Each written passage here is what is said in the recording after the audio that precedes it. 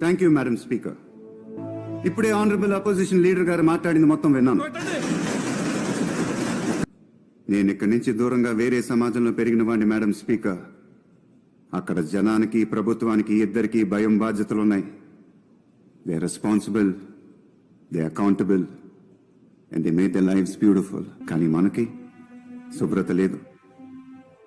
ఎక్కడన్నా ఏదన్నా చేయొచ్చు, ఎందులోనూ నాణ్యత లేదు. భయం లేకుండా విచ్చలవిడిగా కల్తీలు చేయొచ్చు.